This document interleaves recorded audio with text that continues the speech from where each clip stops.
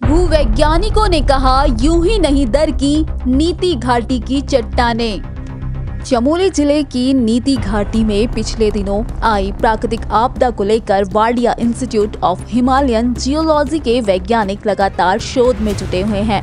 वैज्ञानिकों के शोध में यह बात सामने आई है कि नीति घाटी में जो भारी भरकम चट्टानें टूटी वे पिछले कई सालों से पिघलने और जमने की प्रक्रिया से गुजर रही थी। बार बार पिघलने और जमने के कारण ये चट्टानें बेहद कमजोर हो गई थी और तेज धमाके के साथ टूटकर नीचे गिर गईं। इससे चट्टानों के ऊपर लटका ग्लेशियर भी तेज धमाके के साथ नीचे आ गिरा और भयावह तबाही हुई। Wadia institute of Himalayan geology के निदेशक डॉक्टर काला चांद साई का कहना है कि आपदा स्थल से लौटे संस्थान के वैज्ञानिकों द्वारा लगातार शोध किए जा रहे हैं। आपदा स्थल से लाए गए अवसादों, चट्टानों और पानी के नमूनों के जरिए इस बात का पता लगाया जा रहा है कि आखिरकार आपदा की असली वजह क्या हो सकती है। निदेशक डॉक्टर साई का मानना है कि उच्च हिमालय क्षेत्रों में आपदा से ठीक 2 दिन पहले हुई बर्फबारी की वजह से पूरी ऊपरी हिस्से में ताजा बर्फ का वजन ज्यादा बढ़ गया। इसके फलस्वरूप चट्टानें नीचे जा गिरी और तबाही का कारण बनी। पिछले दिनों नीति घाटी में हैंगिंग ग्लेशियर के टूटकर नीचे गिरने की वजह से भारी तबाही हुई थी।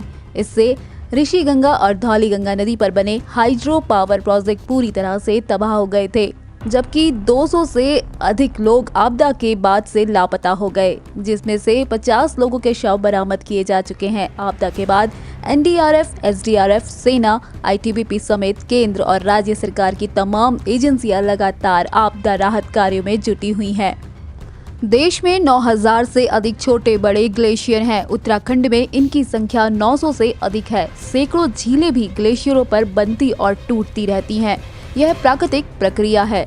इस तरह हिमस्खलन की घटनाएं भी ग्लेशियरों में सामान्य बात है। दिक्कत तब आती है जब प्राकृतिक घटनाओं के चलते मानव या विकास की परियोजनाओं को क्षति पहुंचती है। भारत जैसे विशाल देश में विकास की जरूरत है, लेकिन पर्यावरण के साथ सामंजस्य भी बहुत जरूरी है। जब ये संतुलन गड़बड़ाता है तो चमोली जैसी आपदा सामने आती है।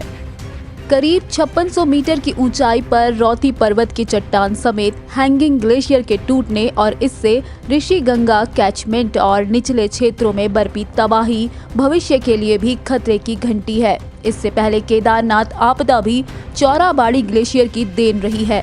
तब भी प्रकृति ने खतरे का अलार्म बजाया था। यह घटनाएं पहले भी होती थी और भविष्य में भी होगी।